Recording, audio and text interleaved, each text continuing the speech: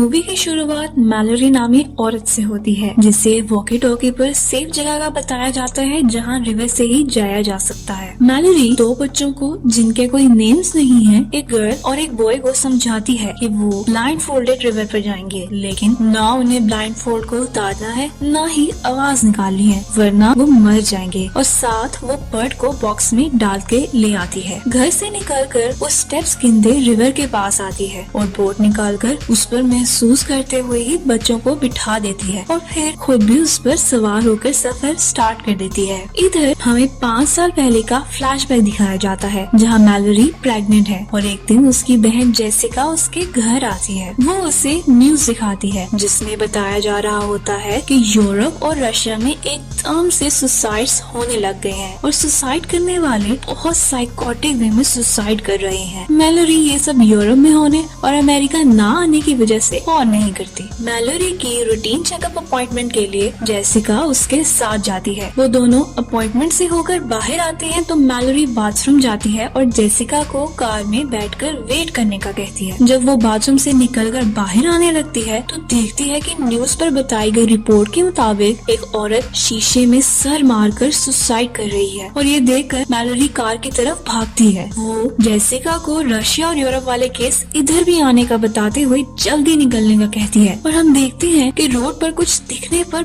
बहुत से drivers accident करते जा रहे हैं। मैलोरी जेसिका का मोबाइल लेने मुड़ती है तो जेसिका को भी कुछ नजर आता है, जिससे वो बहुत सैड हो जाती है और गाड़ी को घुमाती उसका एक्सीडेंट कर देती है। वो दोनों कार से निकलती ही हैं कि जेसिका मैलोरी के सामने ट्रक के आगे आकर सुसाइड कर लेती है और मैलोरी शॉक में उधर ही देखती रहती है। भागते हुए लोग उसे पुश करते आगे बढ़ जाते हैं तो वो गिर जाती है। लाइडिया नामी औरत मैलोरी की हेल्प करने आती है, जिसपे उसका हस्बैंड डगलस एग्री नहीं करता। इसी दौरान लाइडिया को कुछ दिखता है जिससे वो मॉम कहते जल्दी कार में बैठ जाती है, जो ब्लास्ट कर जाती है। वहाँ से भागता एक शख्स टॉम मैलोरी को उठाकर ग्रेग नामी पर्सन के घर लाता है, जहाँ डगलस भी बहुत से लोगों के साथ मौजूद होता है। टॉम सबको विंडोज और डोर कवर करने और बाहर ना देखने से मना करता है, क्योंकि उसने कुछ देखने पर ही अपने कॉलीग्स को मरते देखा था। मैलोरी अपनी मदर को कॉल करने लग जाती है, जबकि बाकी सब न्यूज देखकर अपनी थ्योरीज बताने लगते हैं, जिनमें से चार्ली बताता है कि माइथोलॉजी के मुताबिक ये डीमंस हैं जो एंटिटीज के जरिए ऐसी चीज दिखाते हैं जो आपको सैड करे या आपका ग्रेटेस्ट फेयर हो। कोई भी उसके बाद वो लॉजिकल ना समझते हुए गौर नहीं करता और टॉम मैलोरी को चेक करने आता है तो मैलोरी उसे रोते हुए सब बताती है, जो डगलस सुनकर उन्हें बताता है कि लाइडिया अपनी मदर कैसे देख सकती है जबकि वो 10 साल पहले ही मर चुकी है। नेक्स्ट दिन सब लिविंग रूम में बैठे सप्लाईज के कम होने का हल सोच रहे होते हैं तो डोर पर नॉक होता है। डगलस किसी को भी अंदर आने से मना करता है, लेकिन मैलोरी गन पॉइंट पर उसे रोक देती है। टॉम सबकी आंखें बंद करवाकर ओलंपिया नामी औरत को अंदर लाता है तो उन्हें पता चलता है कि ओलंपिया का हस्बैंड एयर फोर्स के लिए गया था और ओलंपिया घर में बंद थी, लेकिन उसके प्रेग्नेंट होने की वजह से उसने सारी सप्लाईज खत्म कर दी थी। ओलंपिया की इस बात पर डगलस प्रेग्नेंट औरतों की सप्लाईज खत्म करने पर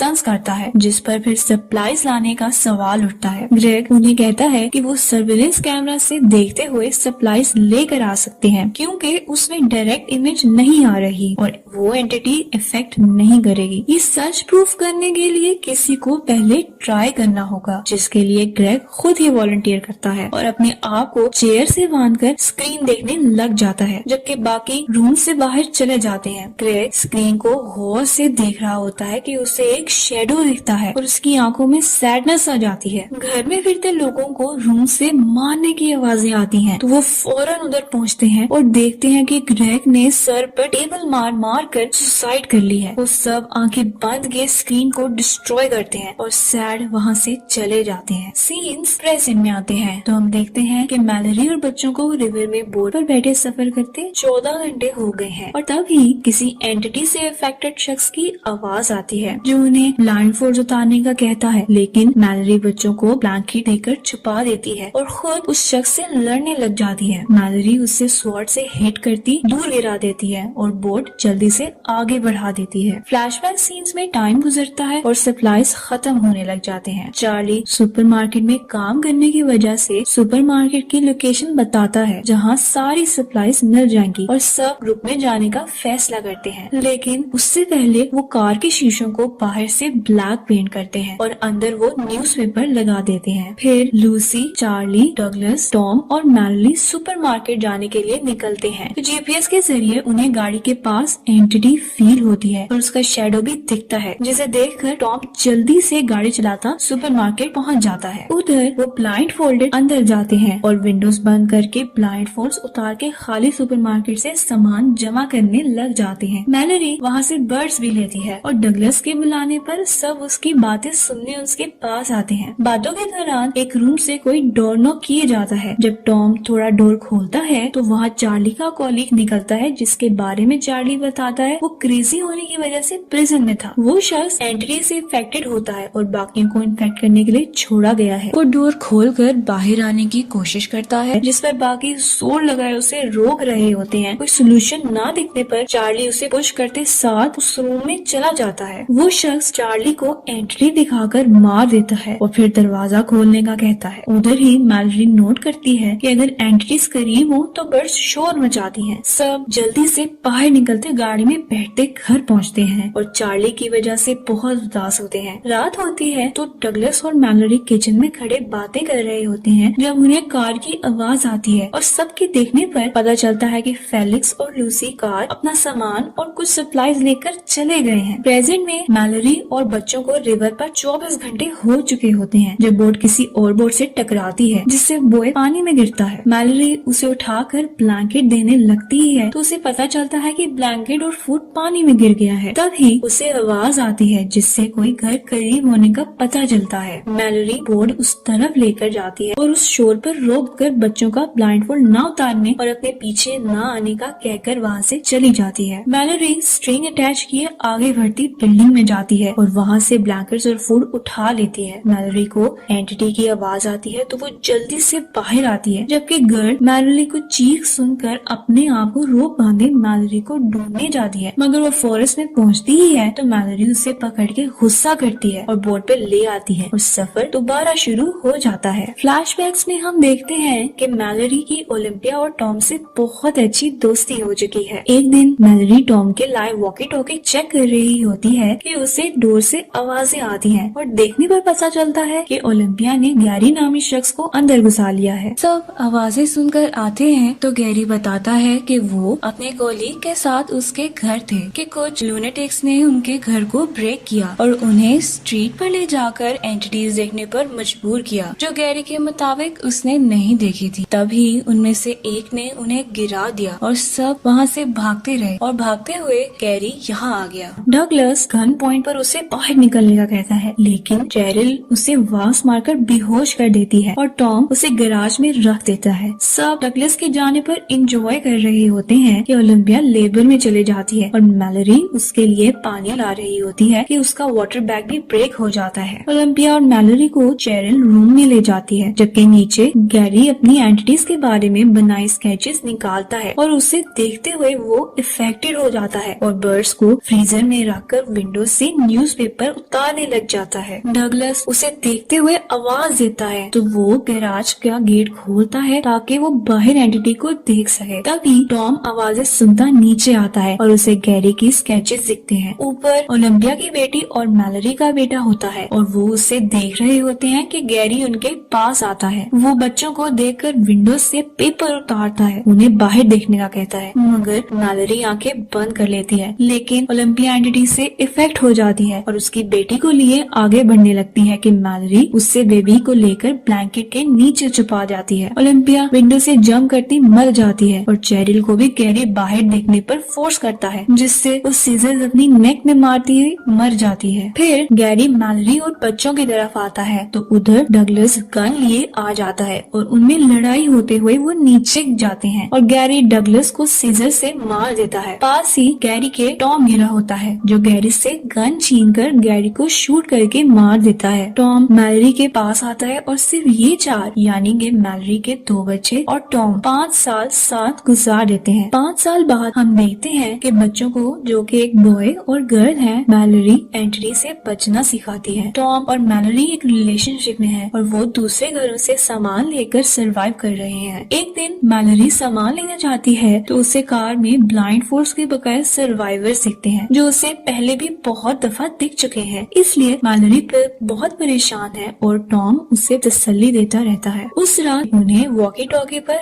रिक नामी शख्स राब्ता करता है। ये वही मूवी के स्टार्ट वाला सीन है जहाँ वो बताता है कि वो लोग एक सेफ कम्युनिटी में हैं जहाँ एंटिटीज अटैक नहीं कर सकती। साथ ही वो उनकी लोकेशन पूछकर बताता है कि उन्हें रिवर से आना पड़ेगा, इसलिए अगर उनके साथ बच्चे हुए तो मुश्किल होगा। मजीद वो अपने हाइड आउट की निशानी बहुत से वर्ड्स की आवाजें बताता है और ये बताकर रिक का कनेक्शन खत्म हो जाता है। टॉम छुकर सरवाइव करते थक चुका होता है, इसलिए वो इस कम्युनिटी जाना चाहता होता है, लेकिन मैलोरी रिक पर यकीन ना करते हुए स्केप्टिकल होती है। टॉम के बच्चों को एपोकलिप्स से पहले की स्टोरीज बताने पर दोनों की लड़ाई होती है, जिस पर टॉम माफी मांगकर लड़ाई खत्म कर देता है। अगले दिन टॉम मैलोरी और बच्चों को लेकर खाना ढूंढने किसी घर जाते हैं और उधर बैठे खाना खा रहे होते हैं। तभी वहाँ पर बगैर ब्लाइंडफोल्ड के फिरते सर्वाइवर्स वहाँ आते फायरिंग स्टार्ट कर देते हैं और टॉम उन्हें डिस्ट्रैक्ट करने के लिए मैलोरी को बच्चों को लेके बैक डोर से जाने का कहता है और समझाता है कि अगर वो मर गया तो वो बोट लेके कम्युनिटी चले जाए। ये कहकर दोनों डिफरेंट डोर से निकलते हैं और टॉम अपना ब्लाइंडफोल्ड उतार कर सबको मारने लग जाता है। सबको मारते हुए वो एंटिटी से इफेक्ट होता है तो वो आखिरी शख्स को मारकर अपने आप को ही शूट कर लेता है और गनशॉट सुनकर मैलोरी समझ जाती है कि टॉम मर गया है। वो बच्चों को लेकर घर जाती है और वहाँ टॉम की डेथ पर रोती रहती है। फिर मूवी के स्टार्ट में दिखाए गए सीन के अकॉर्डिंग बच्चों को समझा के बोट लिए रिवर पर आ जाती है। इवेंट्स प्रेजेंट से कंटिन्यू होते हैं तो हम देखते हैं कि रिवर पर सफर करते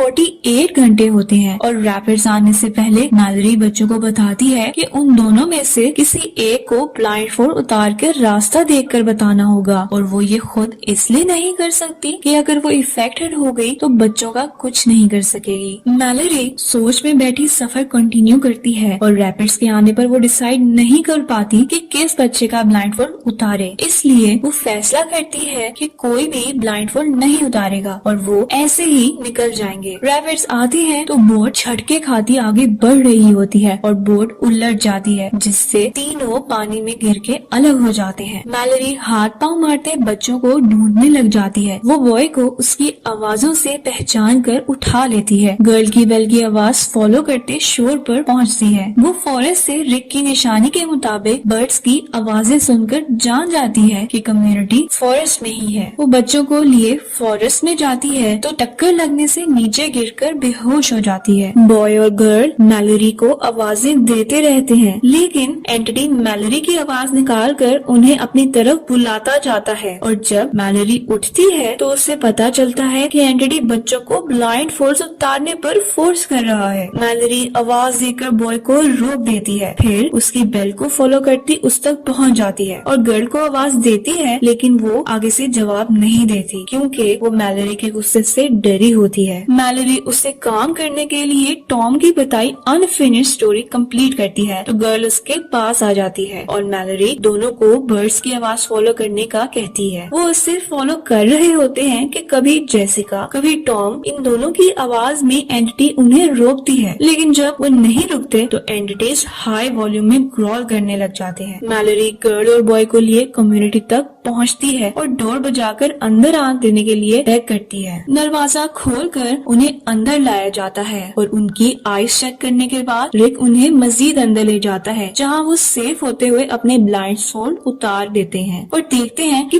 बहुत से लोग उधर खुशी खुशी अपनी जिंदगी गुजार रहे हैं। उधर ही मैलोरी को अपनी पुरानी डॉक्टर मिलती है जिसके पूछने पर मैलोरी बच्चों को ओलंपिया और टॉम नाम देती है और अपने आप को उनकी मदर बताती है।